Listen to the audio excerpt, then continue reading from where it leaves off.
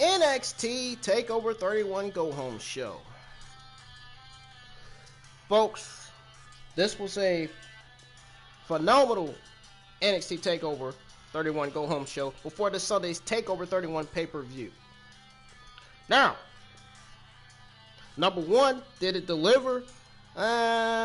Yes and no. Number two, was it the greatest show? No, it wasn't. Was it the greatest show overall last night? No, it wasn't. Was it good? Was it good and okay? Yes, the show was good and okay. Was there some garbage on the show? Absolutely. There was a little bit of garbage on the show, just a little bit. And we're going to talk about the garbage that was on the show. I'm actually going to mention the garbage that's on the show later on. And we're going to go over what happened with NXT last night.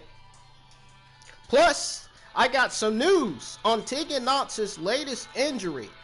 And I also got news on Undisputed Era members going different directions with their characters. So I got news on those. And so, ladies and gentlemen, welcome to the channel. Of course, I'm Ingram Wrestling News' very own Brandon Ingram here with your September 30th, 2020 NXT review. So, Team Monday Night Raw and SmackDown reviews, they go live each and every week. Obviously, the reason why I didn't go live with my Monday Night Raw review this week is because the show was fucking terrible. The show was absolutely terrible. I really could not. The show was so terrible. I decided to say no Monday Night Raw review tonight because the show was no Monday Night Raw review. The show was terrible. It was garbage, as always, like it is every Monday nights. And that explains why I didn't go live with my Monday Night Raw review this week. So, anyhow, let's go ahead and get started with the NXT review, folks. So, the opening segment for tonight's NXT was the fact that it started off with them showing us a recap of the Gallet elimination, or try to say Gallet eliminator match, including same thing. Eliminator is the same thing to me. I mean, let's be honest. But anyways, we got a recap of the Gauntlet Eliminator match, including how Velveteen Dream cost attacking the Arch of Infinity, Damian Priest. So we got Shotzi Blackheart versus Dakota Kai with Raquel Gonzalez at ringside.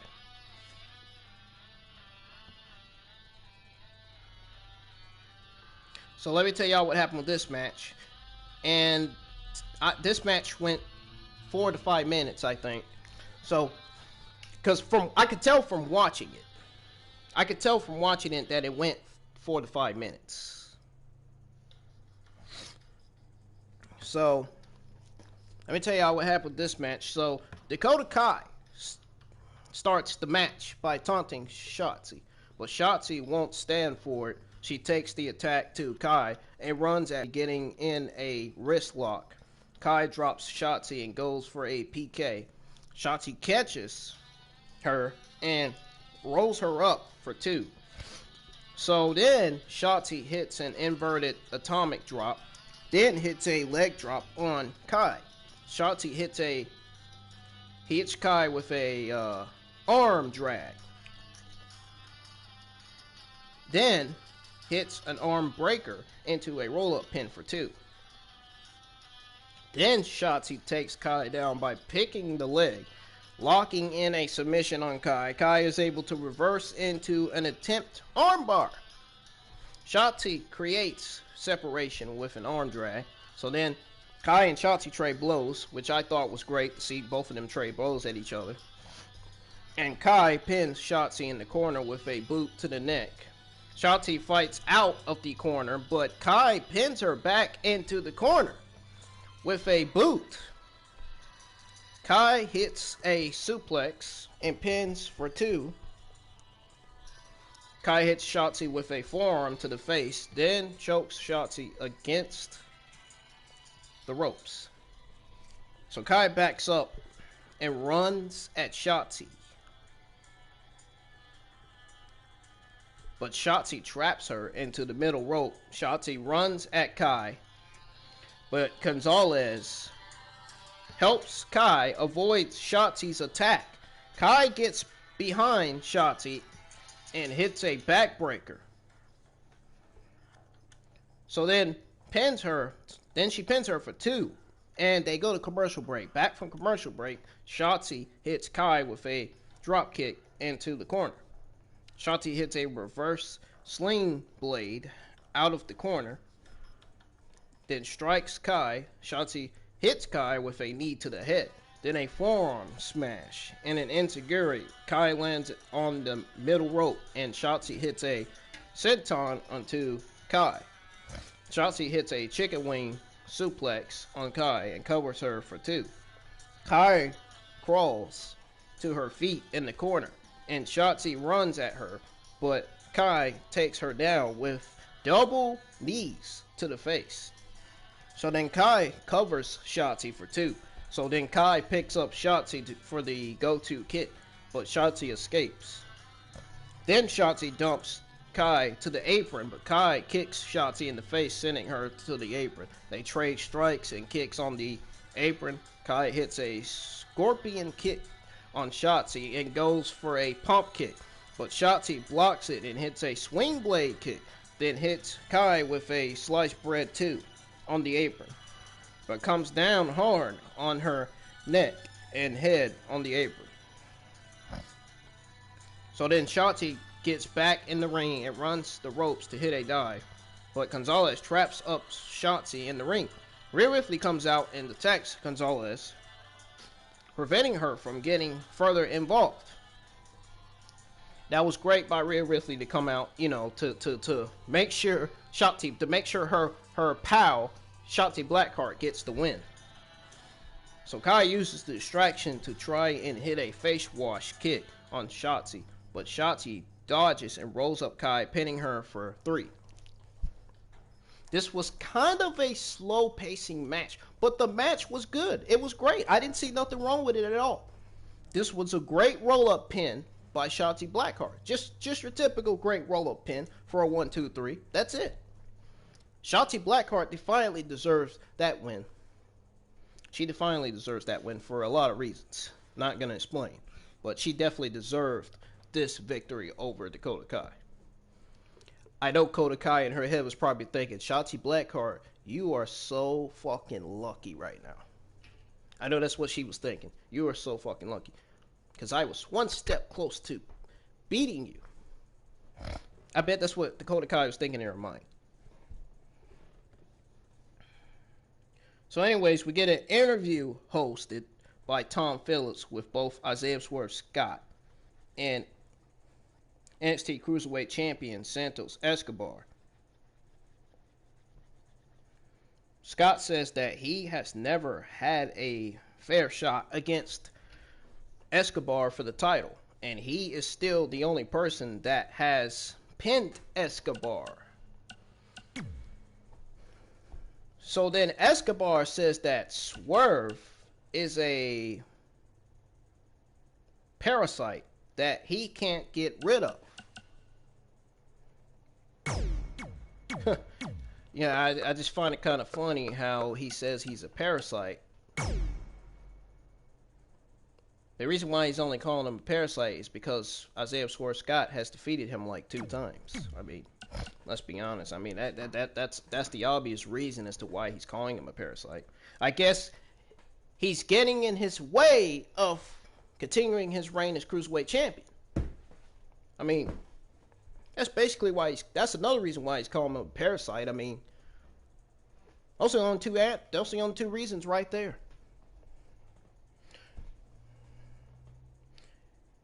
I mean, you can't call Isaiah Swerve Scott a parasite because he's good at what he does in the ring. Isaiah Swerve Scott is absolutely great at what he does in the ring. His offense, his aerial offense and all that, his speed is great. Everything about him is great in the ring. So you can't call somebody like that a parasite. I mean, why would I be a person to call him? I would never call Isaiah Swerve Scott a parasite. I mean, this guy has a fucking podcast, a Swerve podcast, for fuck's sakes. This guy is great on his podcast, and he's great in the ring. So you might as well say both. Parasite is what I describe my good old buddy Bruce. Good old Bruce. He's the fucking parasite. He's the parasite of Monday Night Raw and SmackDown every week when we have to watch typical fucking garbage on both Monday Night Raw and SmackDown every week, which I can't stand watching.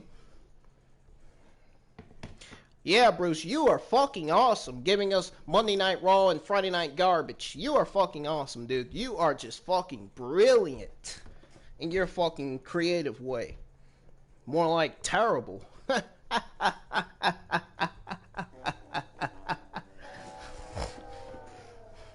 Anyways.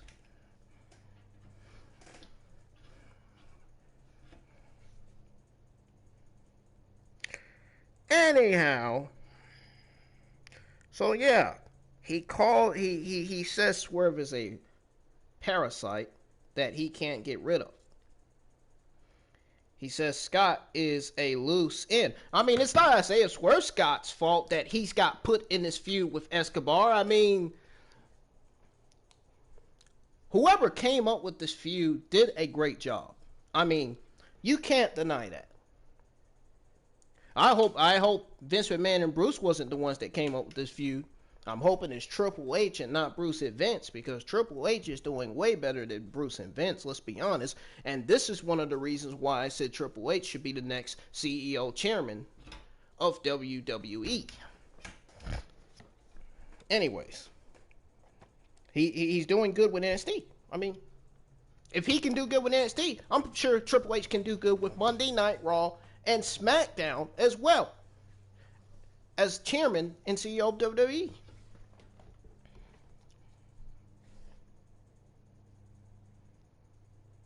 I mean, he still is the chairman. I mean, he still is the CEO, but chairman, I think Triple H would be the next chairman. Listen, man, his time is up, man. Triple H's time is now, I'm telling you. I'm telling you. I'm telling you, man. Anyways, Scott is he says Scott's a loose end. Escobar ties up loose ends. That's what he says. He claims he ties up loose ends. When's the last time I ever seen him do that? I mean, really. He says that he promises to have a fair match with Swerve at TakeOver. Scott says that anytime they have a match, there's always some sort of trick. So then Escobar says that those are just all excuses because Swerve can't deserve or can't deliver what it matters. I mean, let's be honest, he deserves this cruiserweight title match more than anybody. I mean, he deserves to be cruiserweight champion, and that's why he has not given up on this brand.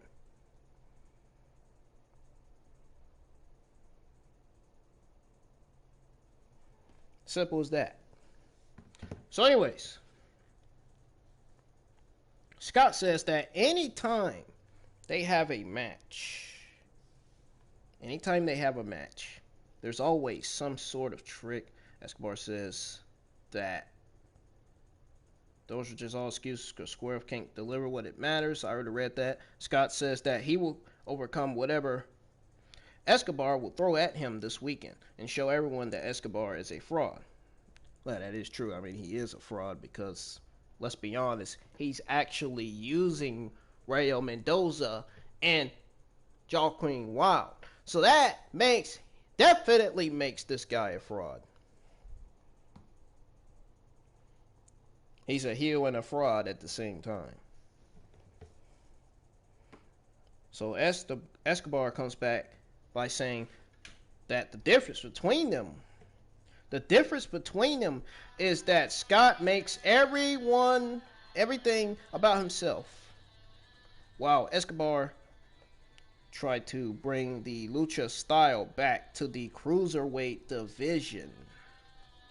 And he will bury Scott. Scott says, "I like to see you try," and that's it. So, obviously, this feud's continuing.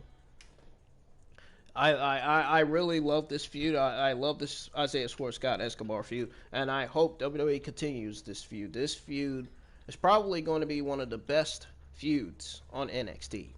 It's probably going to be one of the greatest rivalries on NXT as well. This feud is going really strong, and I think this feud is one of the feuds that's helping the viewership, the NXT viewership. So, we got a prime target segment on the journey of Kyle O'Reilly right after a commercial break. So, we get another magnet for the return of an NXT superstar at TakeOver 31, which was teased and rumored to be either Bo Dallas or Robert Roode. I would be surprised if it was both of them together as a tag team. I would be surprised. Let's hope not. Please, let's hope not. Please.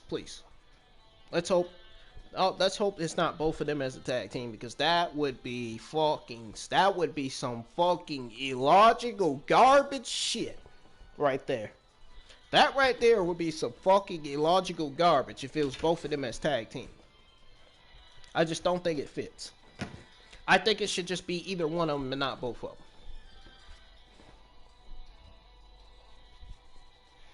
So anyways, the week's Magnet further confirms that this person is a former NXT superstar, but there are no more clues than that. So it could either be Bo Dallas. It's either rumored to be Bo Dallas or Bobby Roode. It's got to be Bo Dallas, man, because they are as much as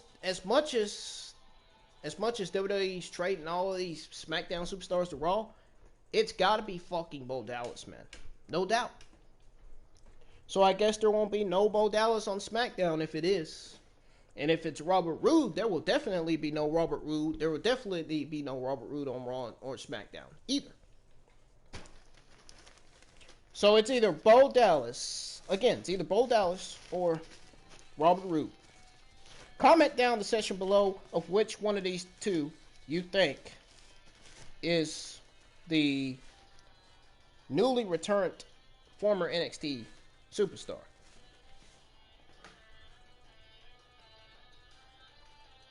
So,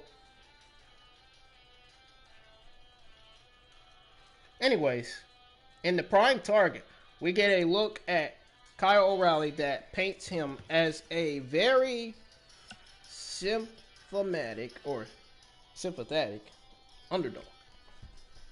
After prime target, we get a reminder of the face-to-face meeting between Finn Balor and Kyle O'Reilly that night. So we go to commercial.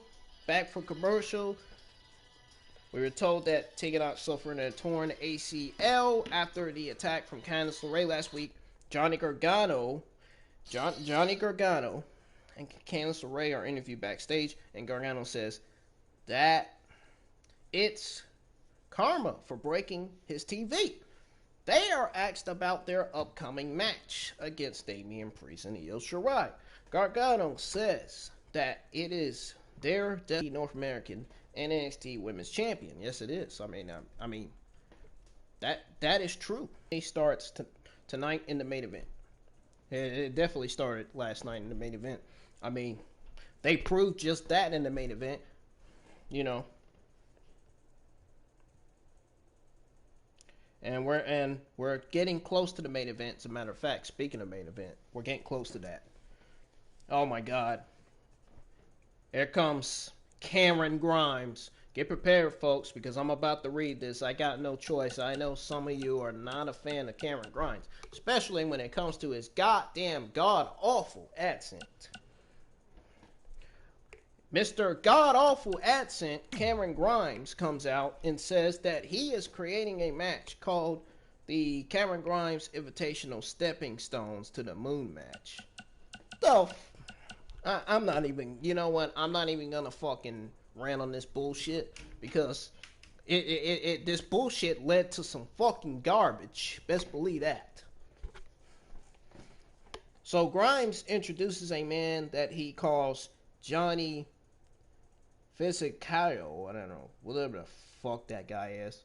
I don't know. Who really gives a fuck? Who really gives a fuck?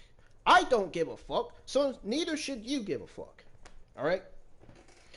So then he hits a cave-in on him immediately and pins him for 3. Grimes calls for a man named Joey Strong, and Joey Strong comes tumbling out of the back. I don't know why we got these two randomly untalented guys coming out. I mean, what sense does this make? This led to nothing, folks. But it did lead to Ridge Holland appearing and beating Joey Strong. Ridge Holland gets in the ring and hits Cameron Grimes with a headbutt, and the match starts. I don't understand, why was this match even booked? I just don't understand. We're going to talk about that in a minute. But anyways, Holland hits a suplex on Grimes, then lays into him with punches and kicks. He kicks at Grimes until Grimes isn't moving, and he continues to kick at Grimes until the referee calls off the match. First of all, number one, why would you call off this match, especially if Ridge Holland is new to the NXT roster? And number two, why the fuck was this match even booked on the show? Oh, that's right, because it's WWE and their so-called typically illogical fucking garbage booking.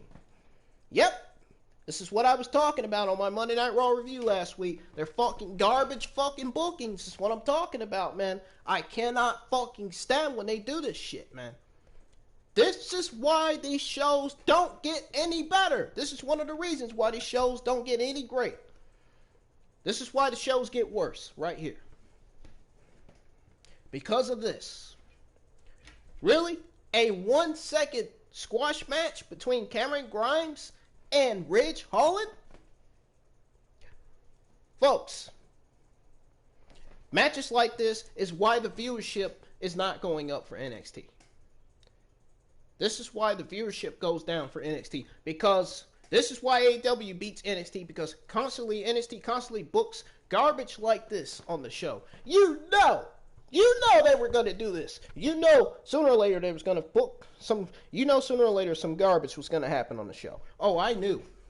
Oh, trust me, I knew. Folks, Ridge Holland's run on NXT is over, folks. It's over before it even fucking started. They have already fucking wasted this guy on TV. Already. They've already wasted Ridge Holland on TV. And yet, it was reportedly that Ridge Holland would be the next big thing. So WWE, you call this your next big thing? I call this a fucking waste of time. That's what the fuck I call this. And you know what else I call it? There you go.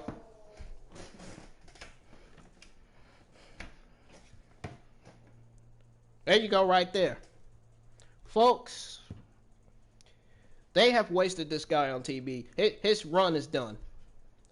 His winning streak is over already. It's done. His debut, fucking ruined. His fucking debut is fucking ruined.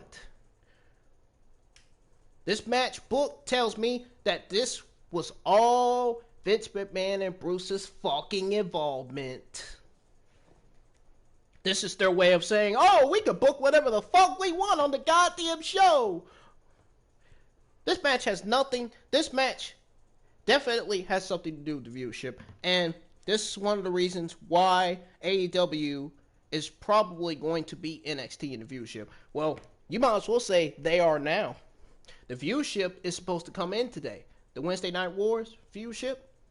And I bet you, when the viewership comes in, I guarantee you, when the viewership and ratings come in, it's going to say that AEW once again successfully defeats NXT in the Wednesday Night Wars. Oh, I'm gonna be laughing. I'm mainly laughing because of this bullshit and garbage match we got on the show, man. A 1-second squash match against Cameron Grimes and Ridge Holland. This was absolutely fucking terrible, and I feel bad for Ridge Holland, man. The way that WWE wasted him on TV like that, just for him to stomp Cameron Grimes and him with a few kicks and fucking punches. Are you fucking serious? What the fuck is this? Come on, man. This was a waste of, you might as well say this was a waste of probably, let's see, 20 minutes of NXT.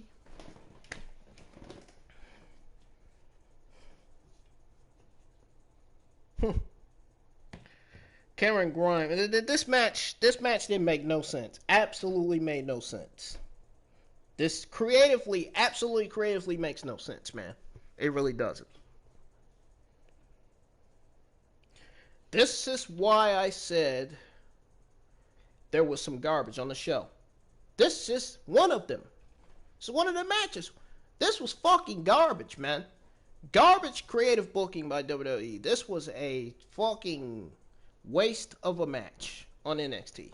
I don't want to see shit like this again on NXT. WWE. I don't want to see shit like this again on NXT. Oh, you know they're going to do it. They're not going to listen. They're going to do it anyway. And the more they book garbage matches like this, the less audience they're going to have for the show. This is why you don't book garbage like this on the show.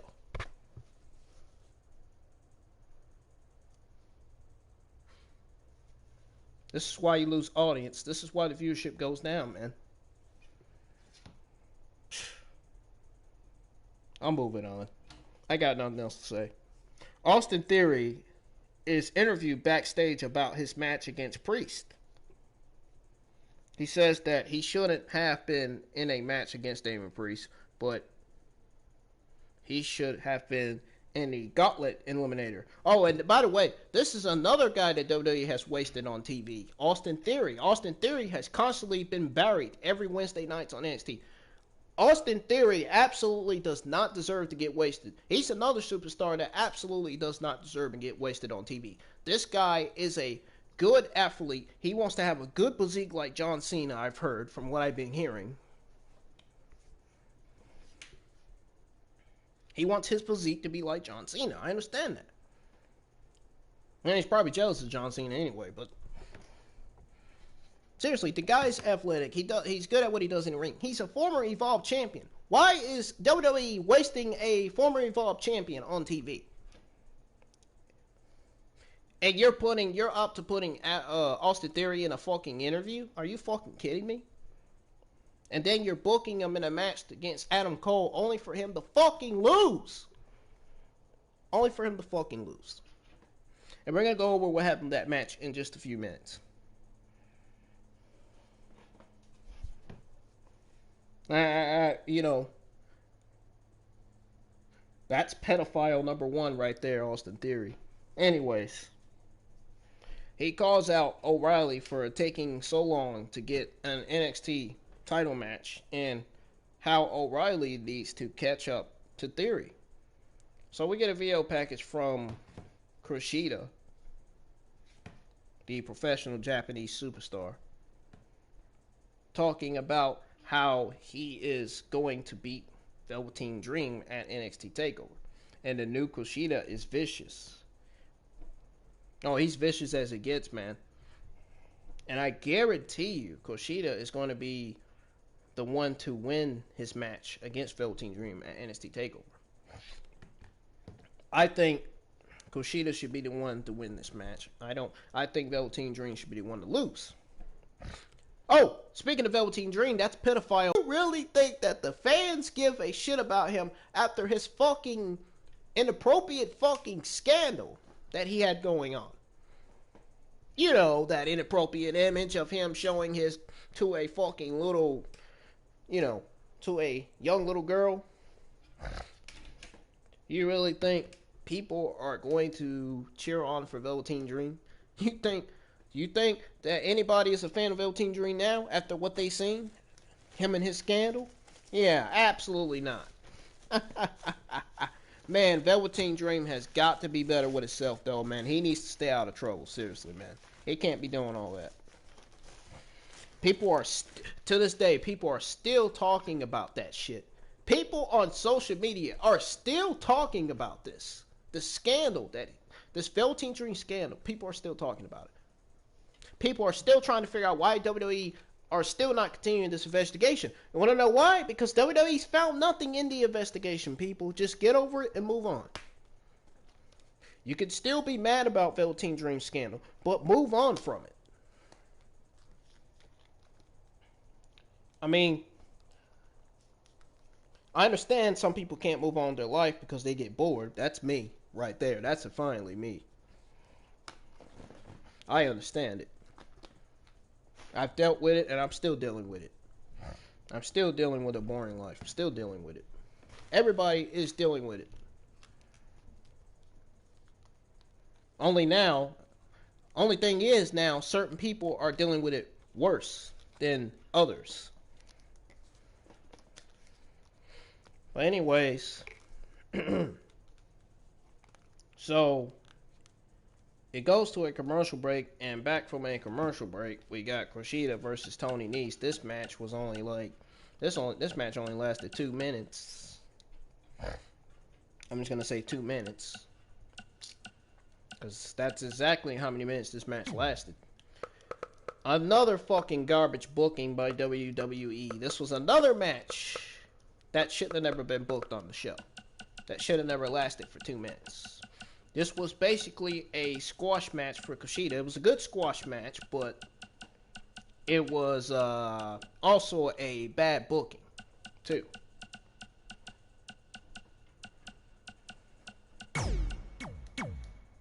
I don't know why we had squash matches booked on the show. I mean, it's not helping the viewership.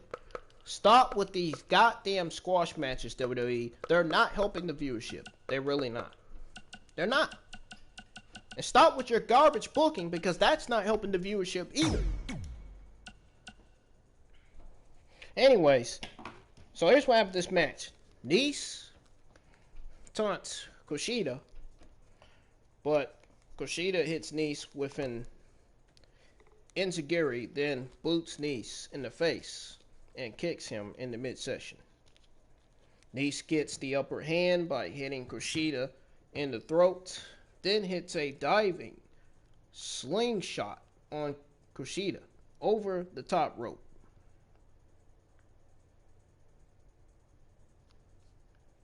So Nese tries to toss Kushida into the ring post, but Kushida reverses and tosses Nese into the post. Back in the corner, Kushida hits 2 arm breakers, excuse me.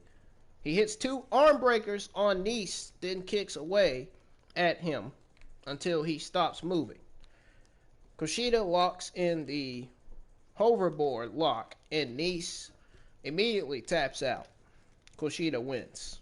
So as Kushida celebrates in the ring, the lights turn purple, and here comes the pedophile Velveteen Dream appearing on the, because that's exactly what he is, appears on the throne and talks about how he will beat Kushida at TakeOver, no matter which version of Kushida shows up.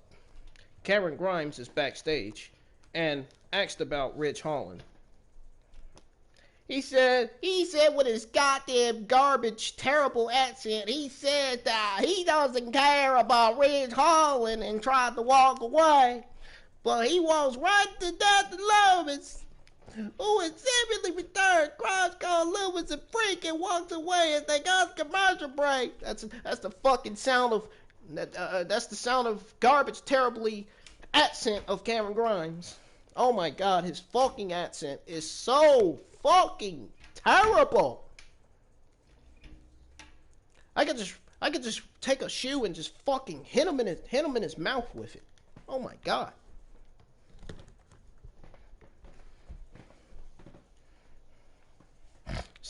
That accent doesn't sound southern to me.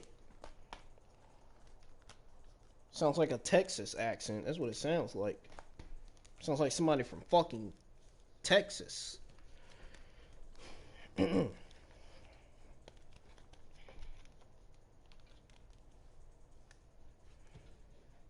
I mean, hell, I don't blame anybody. I don't blame a lot of people for not liking Cameron Grimes' accent. I don't even like his accent. That's why I don't like mentioning his fucking name in the first place.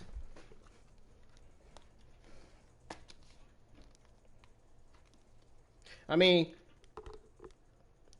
if I'm wrong to some of you about what I'm about to say, then some of you are gotta be the most geeking ass clowns I've ever seen. Folks, Dexter Lumis is way better than Cameron Grimes, and some of you all know it. And I know there's gonna be some geek on Twitter talking about some, yeah, that's where you're fucking wrong. Cameron Grimes is better than Dexter Lumis. You fucking geek! You fucking geek! You are the fucking wrong one. Dexter Lumis is better than fucking Cameron Grimes. And I won't be surprised if they book Cameron Grimes versus Dexter Lumis for next week's NXT.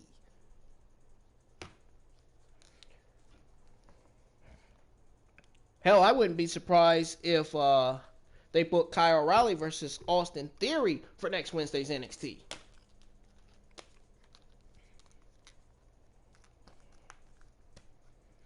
Dude, I'm going to be so mad if they book the Cameron Grimes versus Ridge Holland rematch for next week's NXT. It's already enough that you've completely wasted Ridge Holland on TV. So, please, don't book him in a match like that. Please don't.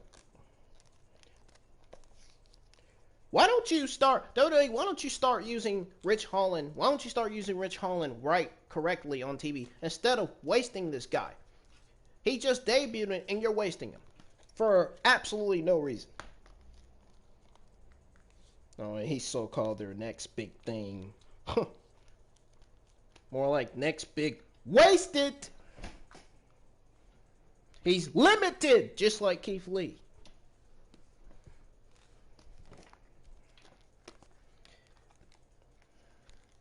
And I bet you Ridge Holland is going to be out soon. He's probably, a wrestler is probably going to look to target his knee, and he's probably going to be out with the same injury that Lars Sullivan was out for. Not to mention, because Ridge Holland is basically a Lars Sullivan kind of guy. He reminds everybody of Lars Sullivan and Walter.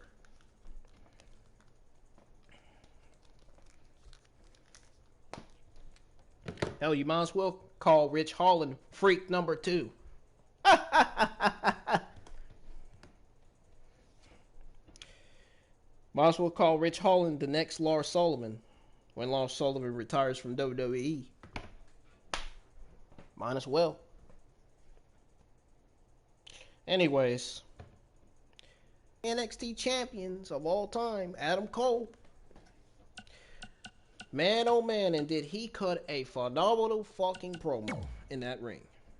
Cole says that for the last 3 years, Undisputed Era have dominated NXT. No, wait, what am I talking about? Adam Cole always cuts great promos, man. He's a fucking mic promo analyst.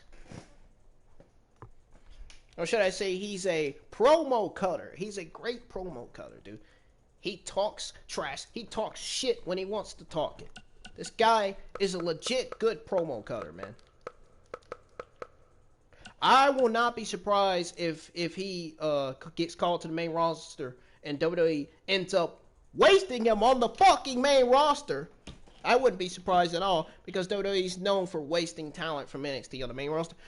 Because they're jealous of Triple H and what Triple H has done on this NXT brand to make NXT the best show every Wednesday night.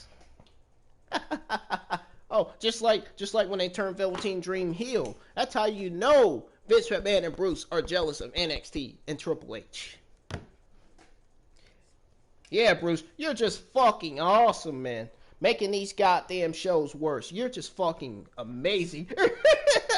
You fucking geek.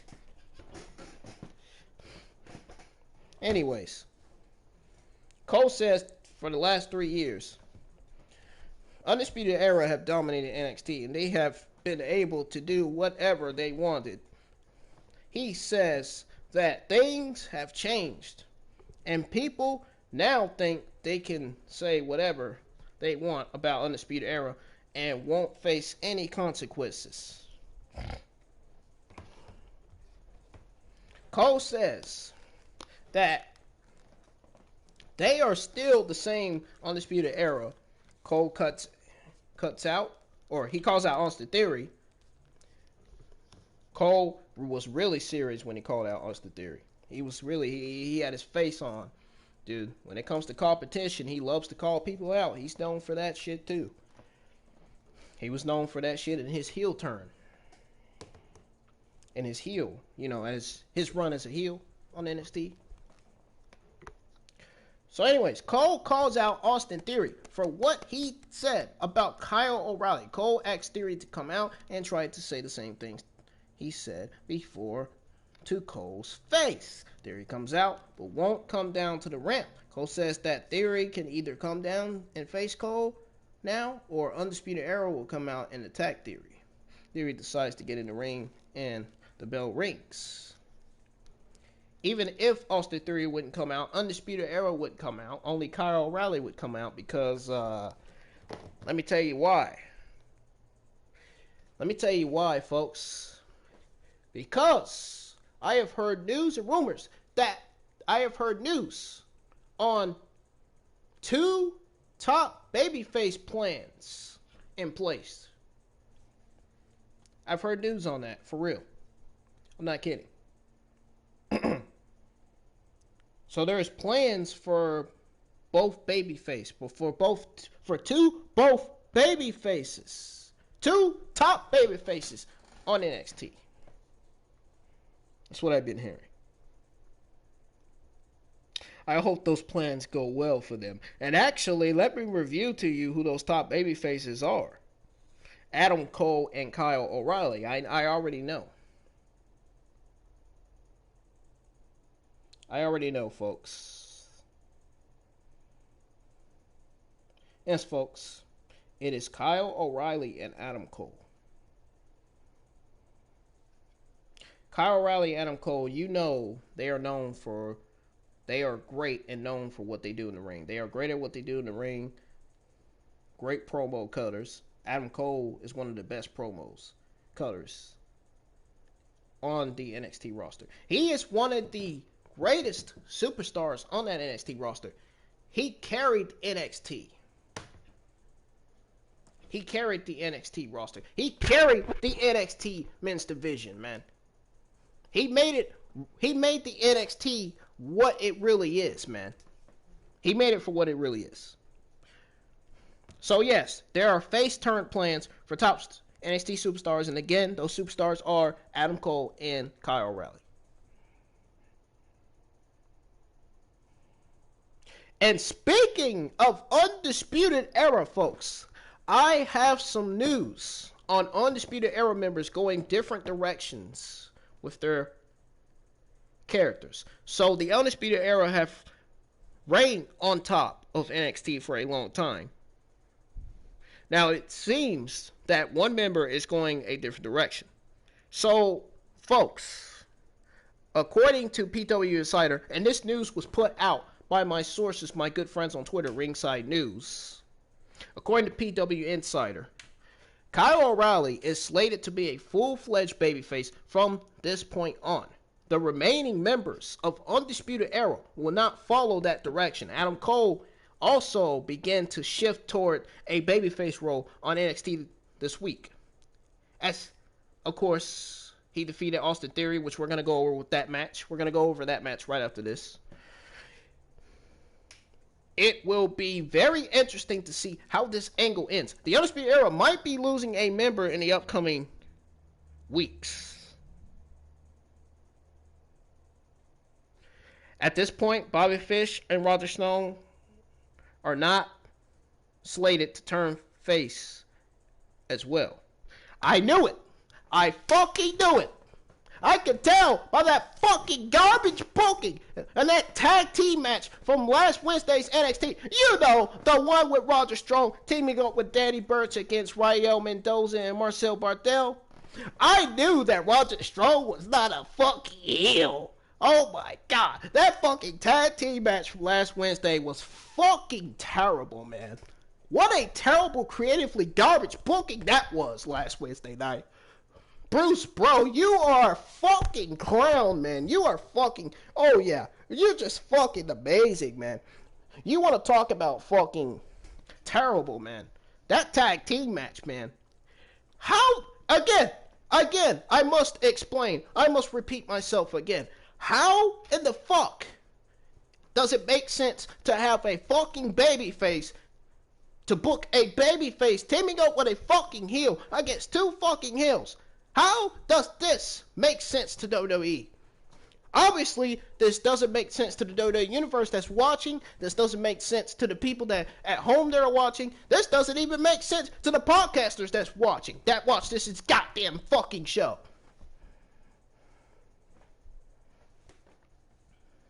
Most importantly, it doesn't make sense to me.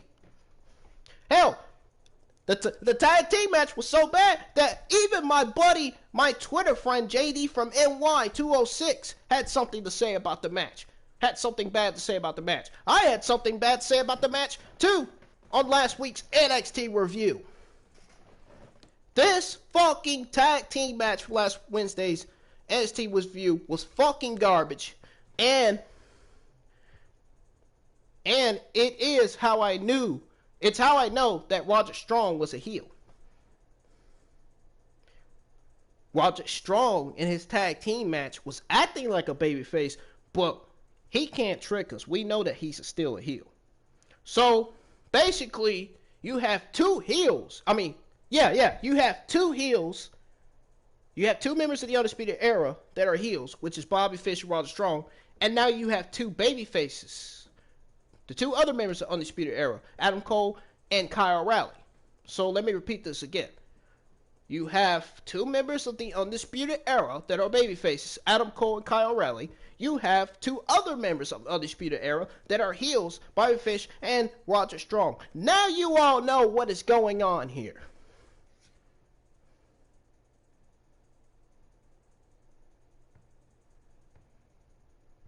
Don't forget, O'Reilly has a huge match against Finn Balor this Sunday at NXT TakeOver 31. Obviously, you know that.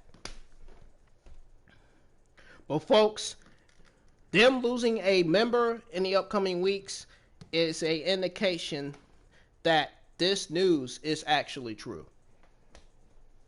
This news is not fake. For you fucking, I'm confirming this for you fucking geeks that think Ringside News is fucking fake. Ringside News are not fake. They actually deliver real news. For you geeks who wants to talk shit about my friends Ringside News on Twitter, just thought I'd fucking throw it out there. Ringside News are the best #1 sources in the fucking world. You don't disrespect Ringside News when they put out real news. They do this for a reason. So pay attention to these guys and stop acting like a fucking geek and clown and actually read the fucking news that they put out. If you actually read the news they put out, you will see and realize that this news that they put out, the news that they put out is real. Folks, it's not that simple. All you have to do is stop acting like a fucking clown, look on their website, and fucking read their fucking news. Their news articles. All you have to do is read their reports. They have news, rumors, reports, and all that on their website. And man, oh man, if you don't know how to type in Ringside News, then oh my fucking God, you are completely fucking retarded. You are completely blind. Oh my God, you are completely blind. Something is wrong with you if you don't know how to type the word Ringside News. I mean, I don't mean to say the word retarded, but you are just completely negative. Just completely blindsided. Of course, I would just say completely lame, but, you know. Or I would have just said one even better, a jackass.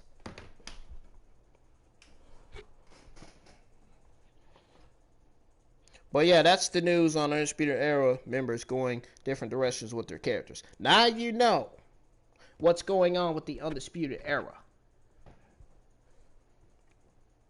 And now you know that they could be losing a mirror in the upcoming weeks. I can tell the Undisputed Era breakup storyline is really taking a turn.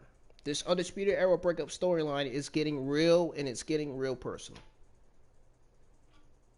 That is definitely a sign that one of them is slated to break up, to leave. I think one of them is going to turn on Kyle O'Reilly and Adam Cole, and I'm waiting to see that. I cannot wait for either Bobby Fish or Roger Strong to turn on Adam Cole and Kyle O'Reilly. Then we know that storyline is personal and real. The Undisputed Era breakup storyline.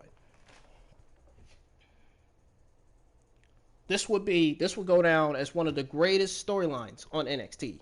If they, of course, they go with it the right way and not go with it the wrong way.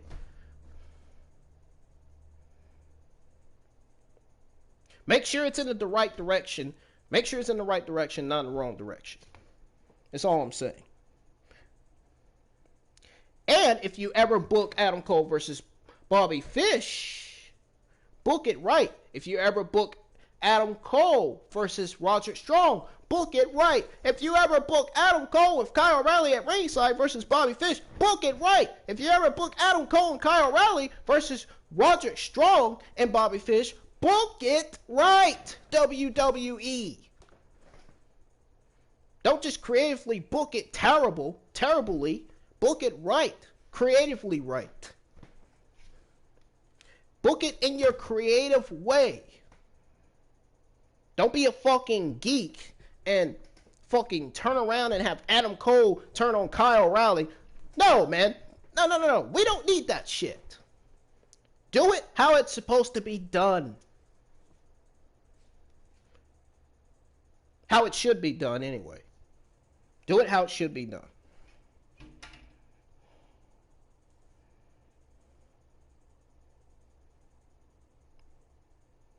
Because if you have Adam Cole turn on Kyle O'Reilly, that will automatically be a failed fucking feud storyline. They will automatically fail. So book this storyline feud. Keep the storyline going. Make the Undisputed Era breakup storyline look right. Make it look good. Make sure you book these matches right. The matches that I just mentioned. Adam Cole versus Bobby Fish would certainly be a dream match. Something we all haven't seen in a long time.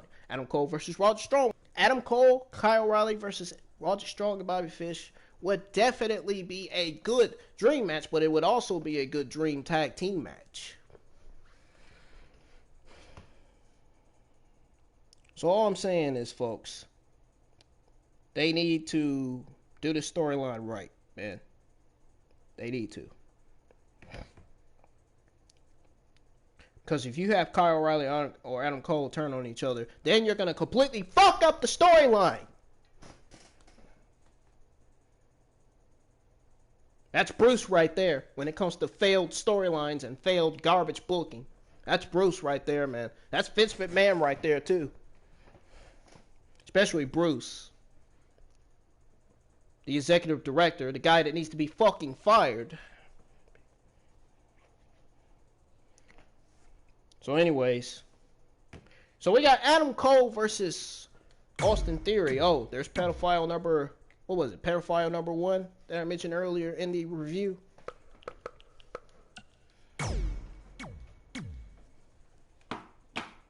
Well, let's be honest, the real pedophile is Velveteen Dream. I mean, he did worse than Austin Theory. I mean, let's be honest here. Anyways, So, check this out. Here's what went on with this great singles match. This was a great match. It was 4 to 5 minutes. So, Adam Cole is unleashed and kicks away at Theory in the corner. Cole hits Theory with a pump kick, then a neck breaker. Theory tries to create separation, but Cole won't let up. So then Theory rolls out of the ring. He rolls out the ring and tries to walk away, but Cole catches him with a pump kick outside of the ring. Cole tosses Theory face first into the apron. He breaks the count. The referee breaks the count. Cole tosses Theory into the steel steps. Then back into the ring, Theory tries to grab Cole's hair. But Cole hits him with an enziguri from the outside. Cole didn't like that. That's what led to him hitting the enziguri in the first place. Austin Theory grabbing his hair. Cole wasn't happy. He wasn't pleased with that. He didn't like that. Heck, I don't blame him. I wouldn't even like somebody grabbing me in the hair. I wouldn't even like a fucking weirdo and a goddamn stranger grabbing me in the hair. I wouldn't like that either. Anyways, Cole gets back in the ring and kicks Theory. Then hits him with a suplex. Theory tries to fight back, but Cole ties up Theory in the corner and hits him with a drop kick. Cole locks in a headlock on Theory. Theory escapes and runs the ropes, but Cole hits him with an elbow to the face, sending him down to the mat. Cole tosses Theory into the corner. Cole dumps Theory to the apron, but Theory hits a rolling thunder drop kick from the outside onto Cole. And they go to commercial. Back for commercial. Theory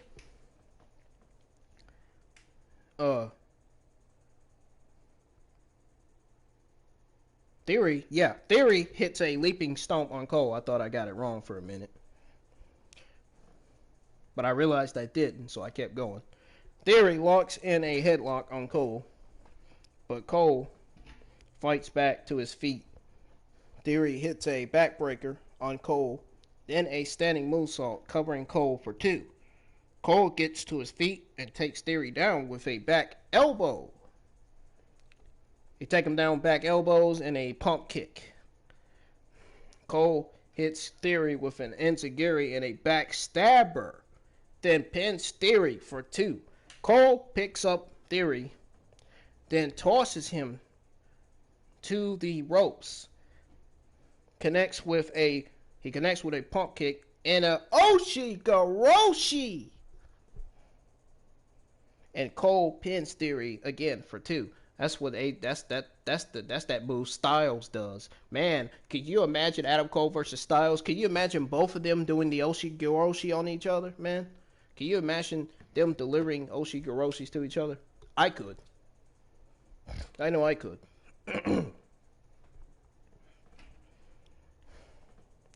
Cole goes to the corner and goes for Panama Sunrise, but Theory blocks it and hits a kick to the back of Cole's head. Theory hits Cole with a Blue Thunderbomb and pins him. That was a great Blue Thunderbomb by Austin Theory. But there's no better Thunderbomb than Sami Zayn's Blue Thunderbomb. Sami Zayn's Blue Thunderbomb is way better than Austin Theory's. Sami Zayn has the best Blue Thunderbomb move in the business, man.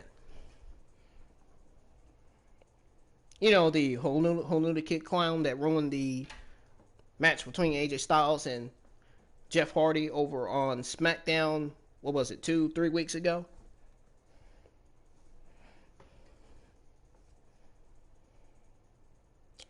So, anyways, Theory taunts Cole, but Cole comes back with strikes to the face. They trade blows, but Cole eventually takes Theory down with a super kick. Theory rolls to the apron and goes for another rolling thunderball. A rolling thunder move. You know, that move where he gets in the ropes, he rolls up, and he slams the person down. He slams the opponent down. That kind of move, that rolling thunder move. But anyways, nonetheless, by the way I'm saying, Cole catches him with a pump kick and an Oshigoroshi. Again, it's the second time he hit the Oshigoroshi. He hit it twice as nice this time. Then hits Theory with a last shot and pins Theory for the win. So this was a good match. This was a good 4 or 5 minutes match between Adam Cole and Austin Theory. I wouldn't be surprised if they put Adam Cole in a feud with Austin Theory after the Undisputed Era breakup. Or he could just simply go to the main roster after the Undisputed Era breakup, excuse me. So after the match, Cole cuts another fabulous fucking amazing promo. Man, I just love this guy's promos, man.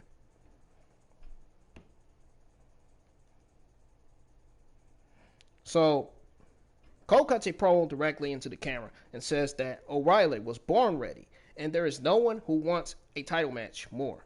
Cole says that this weekend, Kyle O'Reilly will shock the world. Cole taunts at the top of the entrance ramp. And I was thinking he was going to say, shock the system. God damn it. Oh, man. Oh, man. I thought he was going to say, shock the freaking system, man. Anyways. We go to commercial break. We're back for commercial. Damian Priest and Io Shirai are interviewed about their upcoming main event tag team match. And let me remind you why this match was booked.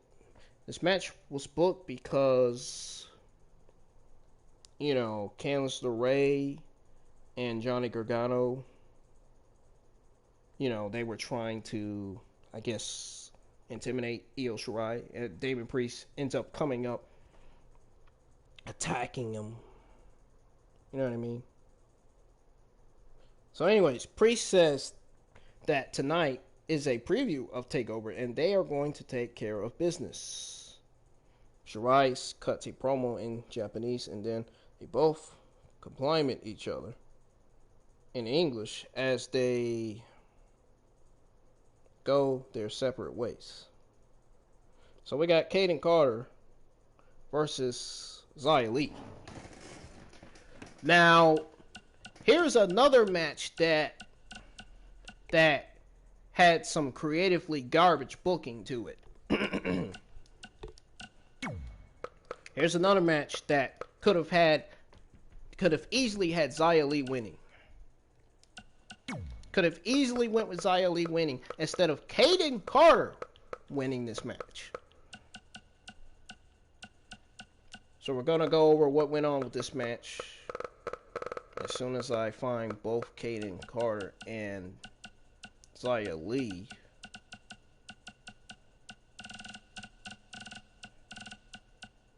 Oh, there she is.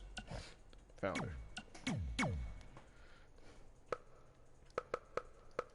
I gotta find Casey because Casey was at ringside last night on NXT. Alright. So then we got Xia Li. Miss Xia Li here. The first ever Chinese superstar. One of my other favorite female NXT talents on the roster. So Carter and Lee lock up, trading pinfall attempts and leverage, but eventually end up back on even.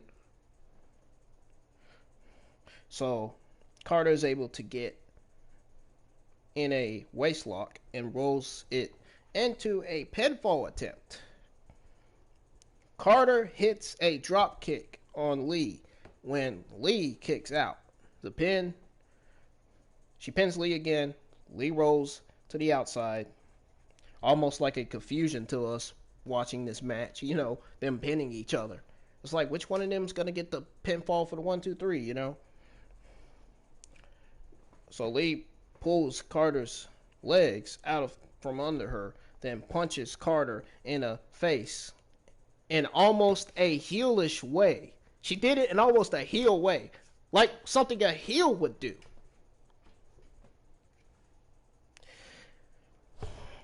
Lee drags Carter to the outside and tosses her to the ground outside. Carter rolls back into the ring and Lee stomps away at Carter, then pins her for 2. Lee backs up and hits Carter with leaping knee strikes, taking Carter to the mat. Lee repeatedly tries to cover Carter. Carter continues to kick out. Lee goes for a third pin on Carter. But Carter kicks out again, and Lee is clearly frustrated. Lee picks up Carter, and Carter unleashes strikes and hits Lee with a huge kick to the head. Carter goes for the sunset flip, but Lee rolls through and tries to pin Carter. Carter kicks out again and rolls up Lee into her own pinfall attempt and catches Lee for the pinfall victory. Now, I for one think that Xia Li should have been the one to win this. But now I can see why Kaden Carter won this match. I can see why Xia Li keeps losing. Let me tell you why Xia Li keeps losing. Because I think this is going to lead to a heel turn for Xia Li.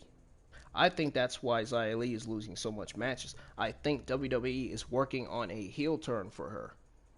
She could be turning heel on NXT. Her heel turn could also get her a title picture. It could put her in the title picture against Io Shirai. A match against Io Shirai and Xia Li would be fucking fantastic. Of course, if WWE creatively books it right and does this Xia Li and Io Shirai feud right, this would be Io Shirai's next feud right here. Feuding with a heel Xia Li. That would be excellent. Wouldn't you all agree with me? That would be such an excellent fucking feud. Japanese professional female wrestler versus a Chinese professional female wrestler. Man, oh man, oh man. That would be great. It really would. So anyways, Carter offers a handshake to Lee after the match, but Lee ignores it. Carter picks up Lee to her feet and again goes for a handshake. But Lee shoves Carter to the mat. Lee tries to leave the ring, but Katazaru stops her, grabbing her by the hand. But Lee shakes off Katazaru's hand. And they go to commercial break as Lee walks to the back. They said something is wrong with Lee. I know what's wrong with Lee, and that is the fact. That is, again, I'm going to repeat it again. WWE is working on a heel turn for her. We could be seeing another NXT female superstar turning heel.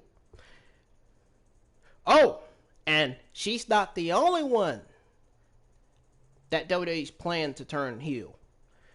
Come to find out, Karen Q is supposed to be making her return soon. And once Karen Q makes her return, I think they are going to turn her heel too. I think they're going to pair up Karen Q with Xia Li because I seen a tweet from Karen Q on Twitter, and I am actually going to get to that tweet. So if you give me a few minutes, all I got to do is look up Karen Q, and her Twitter account pops up.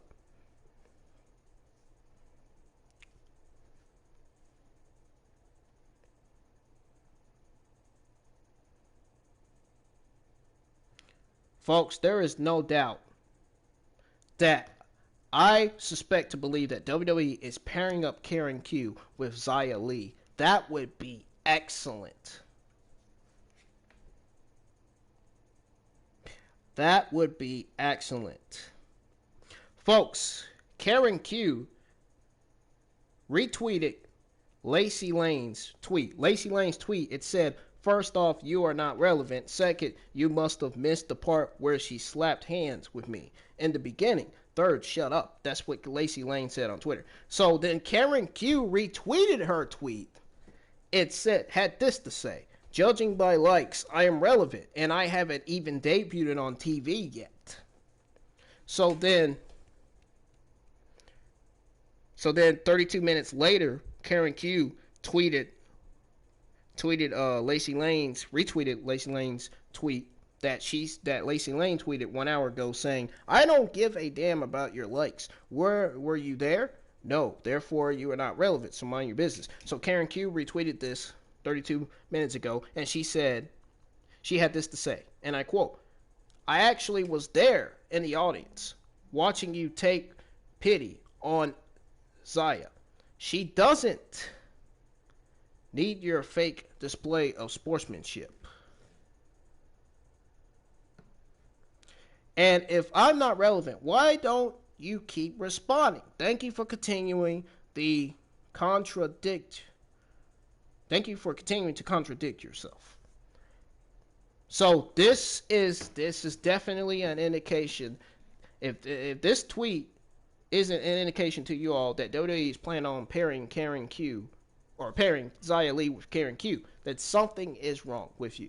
I think this would be great for Xia Li to have a manager, to have Karen Q as her manager and as her tag team partner. This would be great. Karen Q and Xia Li as a tag team, that would be great, man. For the women's NXT tag team division. But there's no NXT women's tag team titles. I mean, is WWE ever going to come up with NXT women's tag team titles? I don't know. Maybe. It's already enough that you have the WWE women's tag team titles. The women's tag team titles, I think, should be defended on NXT. Or have NXT create NXT women's tag team titles, you know. Have them debut new belts on NXT women's tag team titles. Since you got Dakota Kai, Raquel Gonzalez teaming, and you got Casey Carter and Caden. You got Casey Catanzaro and Caden Carter, excuse me. And then you have, you know, the team of Shotzi Blackheart and Rhea Ripley, team of who else? Oh, now the team of Karen Q and Xia Li, 4 tag teams in the women's tag team division. There's your 4 tag teams right there in the women's tag team division on NXT. I mean, who knows? They may not come up with NXT tag team titles. Might not. And a lot of people are probably going to hope that they're not. And a lot of people are going to hope that they are. But we'll see. So, anyways, it would definitely do wonders for her and Karen Q. A heel turn for both of them. So, anyways.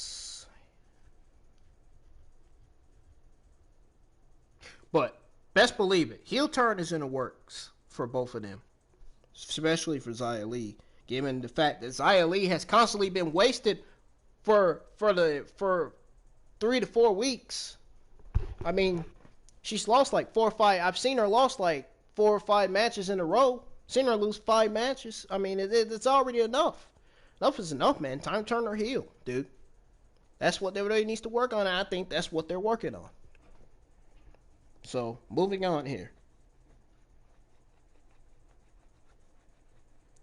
So, back from commercial break. Shawn Michaels is sitting at a table with the NXT Championship on the table.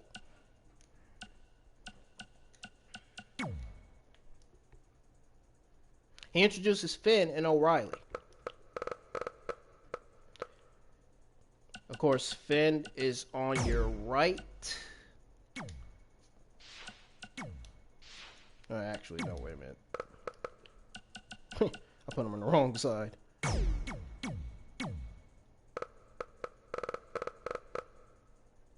course, Finn is on your right. Kyle O'Reilly is on your left.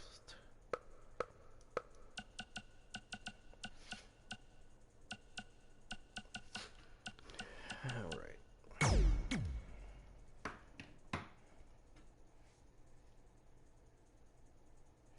And I'm gonna go ahead and put my thumbnail on this review too, on my video as well. I'm gonna go ahead and start uploading my thumbnail so I can read to y'all the rest of the show, the end of the show, of what happened with this Finn Balor and Kyle O'Reilly face to face.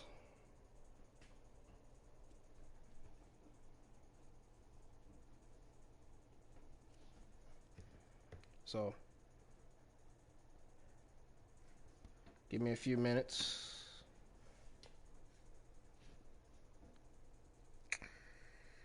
All right, come on. Upload. Upload.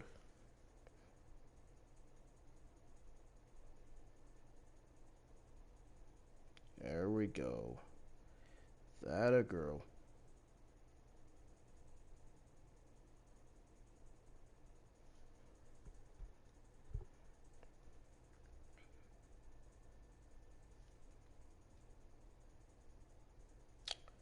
Here we go. Alright, I got my thumbnail uploaded. Now I can go ahead and continue off reading with what happened with this Finn Balor and Kyle. Sitting at a table with the NXT Championship on the table, he introduces Finn and O'Reilly, and they shake hands. They sat across the table. Finn says that he has a huge amount of respect for O'Reilly, as he rightfully should. I mean, they're both baby faces. Let's be honest. If he was a heel, he would not have respect for him as a heel. I mean, let's be honest. This was a babyface act. This wasn't a heelish act when he said that. He is looking forward to their match. O'Reilly says the feeling is mutual. Michaels asks Finn how he plans to prepare for O'Reilly. Balor talks about how good Kyle O'Reilly is and says O'Reilly has proven himself all over the world as a singles competitor. O'Reilly talks about how Finn is good at stroking his own ego and how he thinks that Finn is certain to lose at NXT. Finn asks O'Reilly if O'Reilly will show up with Undisputed Era or by himself like a man. He says that this Sunday isn't about Undisputed Era. It's about O'Reilly. Michaels brings up how O'Reilly winning the NXT Championship could cause conflict between O'Reilly and Cole. O'Reilly says that he is very different from Adam Cole. But before O'Reilly can finish his thought, Finn Balor says that he is going to slap O'Reilly around. O'Reilly confidently says that he will beat Finn Balor. Finn talks about how he has been wrestling for 20 years, and O'Reilly says that he has been wrestling for 15 years and 5 years. Doesn't make a big difference. O'Reilly says that he shouldn't be considered the underdog because Finn has never stepped into the ring with someone like Kyle. O'Reilly says that he will change Finn's mind. Michaels gives Finn the final word. Finn says that O'Reilly has everything it takes to be NXT champion, and O'Reilly would be champion if he was challenging anyone else but Finn Balor. So last night we were told that the mixed tag team match in the main event would be next, right after a commercial break. So a commercial break, they head into the main event. So before I go over what happened in the main event, I just want to go ahead and give you the news on Tegan Nox's latest injury. Her injury is especially really concerning, folks. So, this news was put out by my sources, my good Twitter friends, Ringside News, 42 minutes ago. They shared this news on Twitter as well. Tegan Nox had surgery this week to repair her ACL again.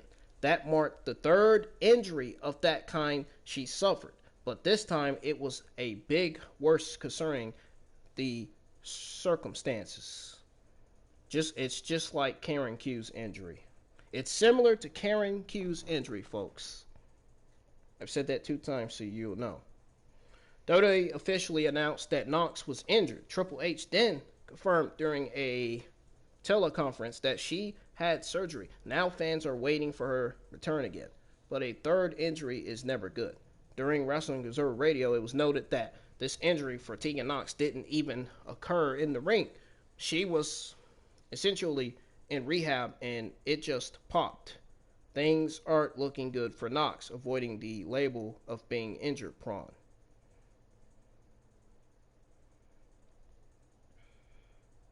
Melzer said they found something wrong when they checked it and did the MRI. The angle on television was to cover for the surgery that Tegan Knox needed.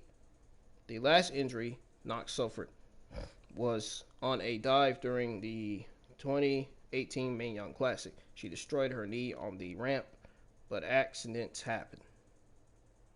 Knox was intended to win the 2018 Mae Young Classic after being injured just prior to the tournament in 2017. She suffered a devastating injury, which you could see on their website. If you go to WWE News and you see where it says Tegan Knox's latest injury, especially concerning, all you have to do is click on it, and you will see a video below where it shows Tegan Knox versus Rhea Ripley quarterfinals Mae Young Classic tournament. Anyways, it was noted that this latest injury is especially concerning since it is the third ACL injury for the 25-year-old. And she is very young. She really is. And I bet this is very concerning for her girlfriend as well. She has a girlfriend. She's lesbian. She has a girlfriend. And this time, it didn't even happen in the ring. It didn't even happen in the ring this time. Ooh. She could be. Something tells me she could be back in 2021 just like Charlotte Flair.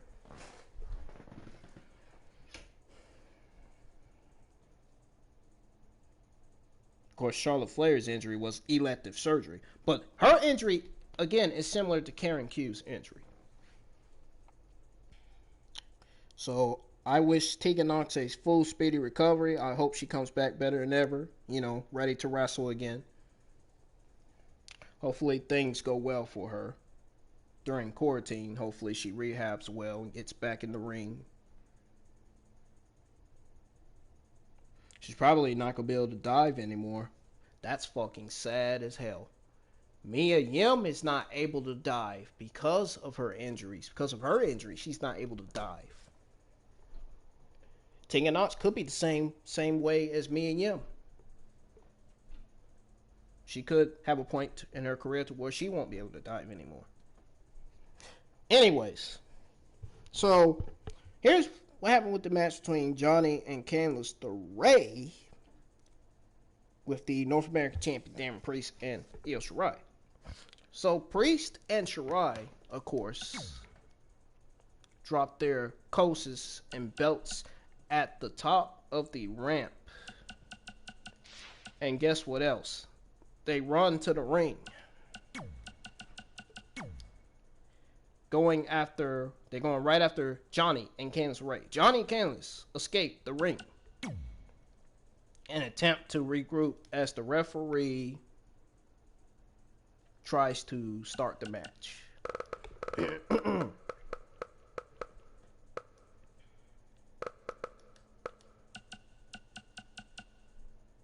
So when the referee tried to start the match, Johnny Gargano and Priest start the match with the bell ringing. Gargano ducks kicks from Priest,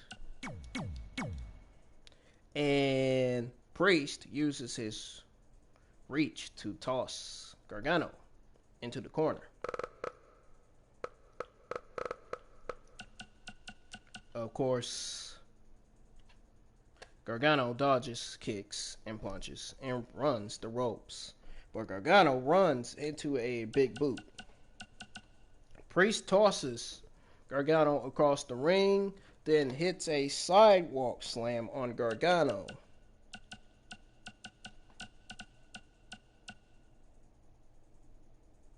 So then,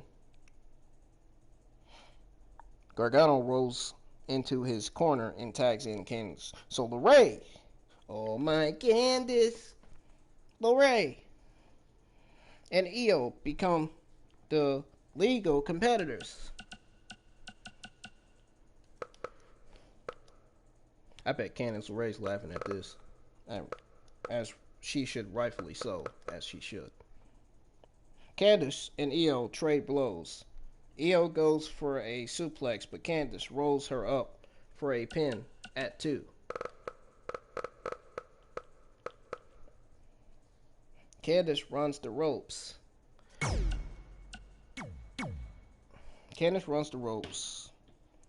But Io hits her with a flapjack. Io runs at Candice, but Gargano, Candice's husband, blocks her. Basically, Candice LeRae protected Gargano by pushing him out the ring, basically. Io hits a meteor on Candice in the corner. Candice rolls to the outside. Priest puts Io on his shoulders and walks her to the edge of the ring, and she dives to the outside onto Gargano and Candice as they go to commercial break. How many commercial breaks have they had now last night? What, 5 or 6? That's what I'm saying. Enough of these commercial breaks. Limit it to 4 or 3 commercial breaks. You know what I mean? Limit it to that. It needs to be limited to 4 and 3, like how Keith Lee, his run and his debut was limited. Well, actually, that's not funny because that actually happened.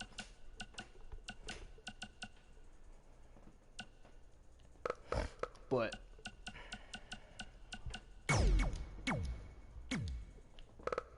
if it was a joke, I'd definitely be laughing. But if it was real, I wouldn't. Sorry for laughing. Apologize, Mr. Limitless One. Anyways.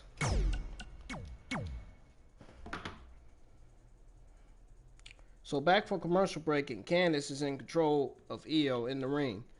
We see how Candice was able to get the advantage from a distracted Io after Io hit Gargano with a tiger feint kick. One of the most devastating kicks on the NXT Women's roster in the NXT Women's Division. Io hits a shot palm strike on Candice, then a German suplex. I love how Io Shirai does those moves in the ring. She's good at it. She's good at what she does. Her moonsault is the reason why she's NXT Women's Champion. Not because of Asuka, because of her. For those of you that thinking she's NXT Women's Champion because of Asuka, you're incorrect. So anyways,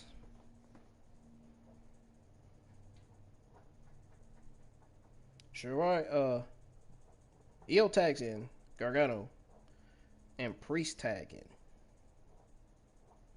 Priest hits a leaping back elbow on Gargano, then a broken arrow for 2. Priest picks up Gargano and goes for a Razor's Edge, but Gargano escapes and takes Priest down face first. Priest ducks a kick, then lands an enziguri on Gargano, and Io tags in. Io hits a springboard dropkick on Gargano. Candice comes in the ring and locks in a crossface on Candice. Well, on Io, actually, not Candice, Io. I got that mixed up, sorry. Gargano breaks up the crossface by pulling on her leg. Priest tries to hit Gargano with a choke slam on the apron, but Gargano reverses and hits a PK on Priest. Io takes down Gargano. Candice tries to take advantage of the distraction and tries to hit a moonsault, but Io dodges. Io rolls Candice to the corner to hit a moonsault, but Gargano runs in again and rolls Candice out the ring. Priest runs in and hits Gargano with a bell clap. Io hits Gargano with a moonsault from the top and tags in Priest. Priest comes in and goes for the reckoning while the referee is distracted. trying to get Io out of the ring. Candice runs in and hits Priest with a low blow. Gargano takes advantage of the low blow and hits one final beat on Priest and pins him for the victory. Right decision by WWE to have Candice LeRae and Johnny Gargano win. Right decision.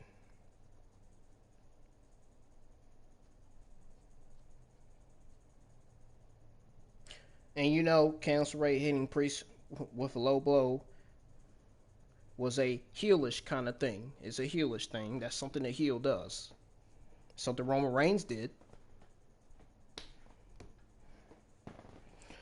Anyways, Io runs in the ring and tries to confront Gargano about him taking advantage of the low blow.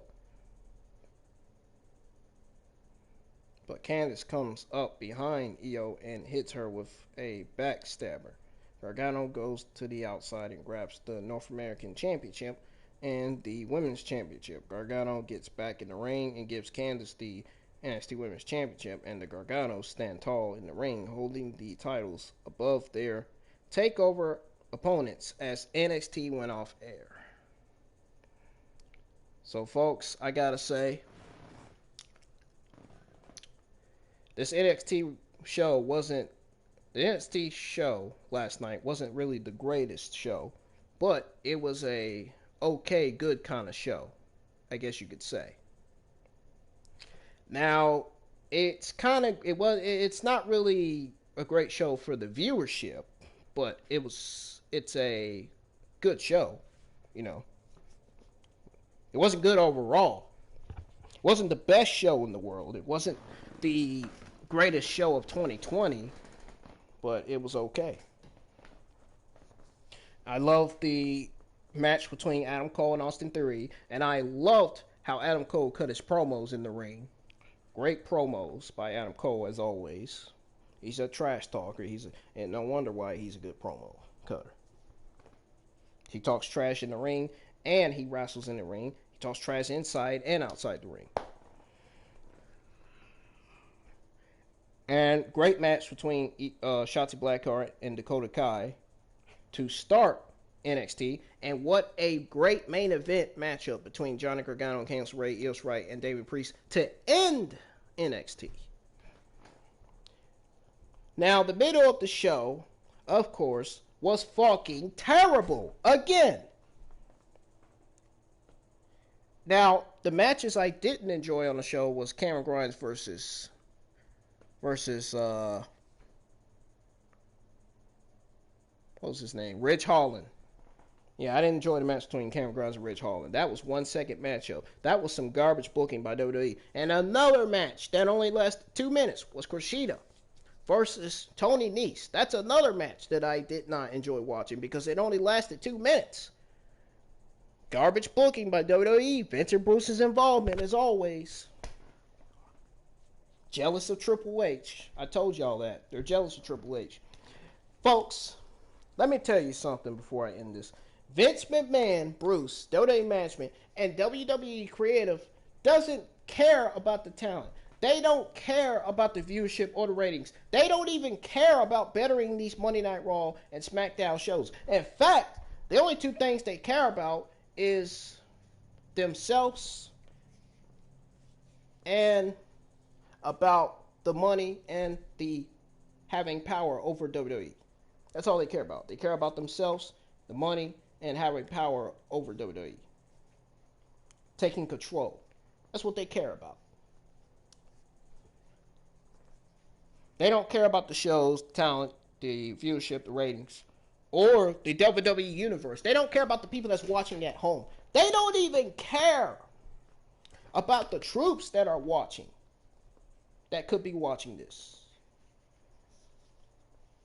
They don't care about the kids that are watching their favorite superstars growing up, becoming like them. They don't care about anything. They don't care about anybody or anything. They care about themselves, man. And that is the problem with WWE, man. They need to start caring about all of these things.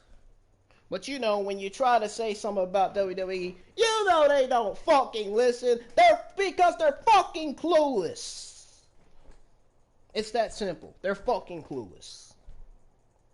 They are a bunch of fucking geeks and clowns.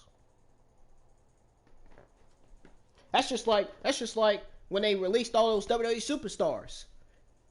All those WWE superstars, Deon Purrazzo, Heath Slater, and Zack Ryder. Take note that is like how they released those superstars. They released those superstars because they were trying to save more money for whatever the fuck they were saving money for. Probably the WWE stocks. I don't remember, but I know they were saving money for something. That's why they released those superstars, because they needed money. Money! Money my ass. Why don't you start money bettering these goddamn Monday Night Raw and SmackDown shows that we are getting every week, because all they've been is full of garbage. And I can't help but say that even though this NXT show was okay last night, I can't help but see and realize that NXT is starting to become more like Monday Night Raw with their garbage booking and everything on the show. I cannot help that NXT is morphing into the Monday Night Raw and SmackDown main roster garb-ish, if you know what I mean. Here, let me spell the whole thing for you. Garage. Garbage.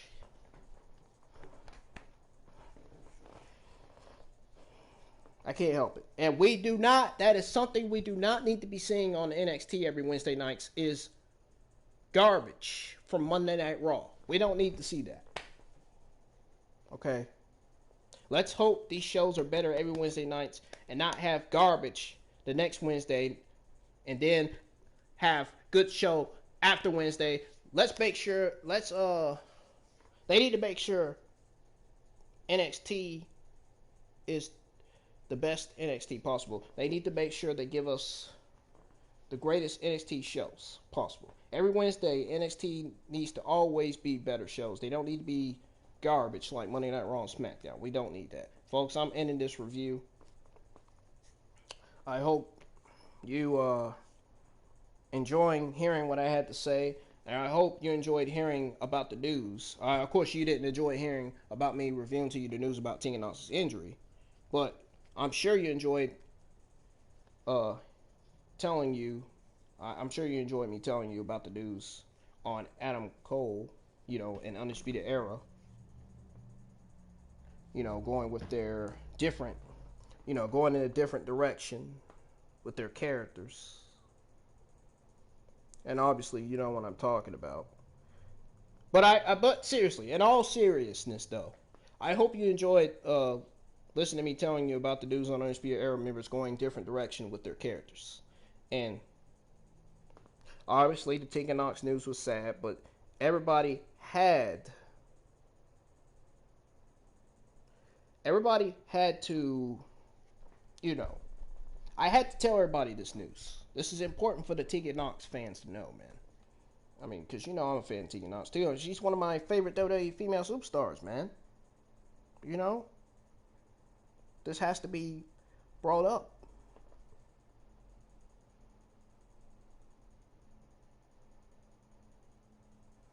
But anyways, folks, that is definitely going to do it. That's definitely going to do it.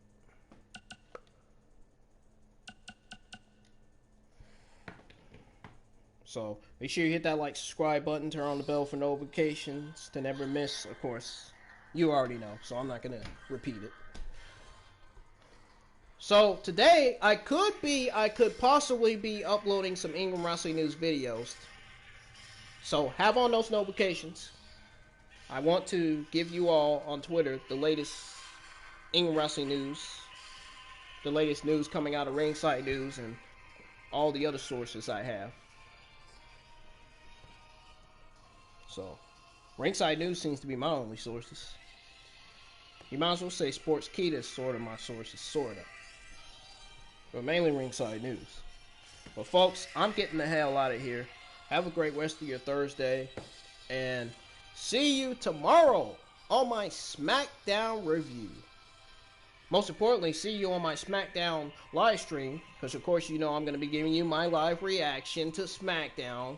You know, my YouTube live stream is going to be live while I watch SmackDown. Give you my SmackDown live reaction. And then my SmackDown review will be live after that. So, much more content will be on the channel. Peace. I am out. Help me get to 100 subscribers, because once I get to 100 subscribers, I'll be on the road to 1,000. So please help me with that by subscribing. And like this video. Hit that like button on this video. I really want your comments on how I did on my review. I'm actually going to put a poll up on how I did on my NXT review. So, on Twitter. So, have a good day, folks. I'm out of here. Peace!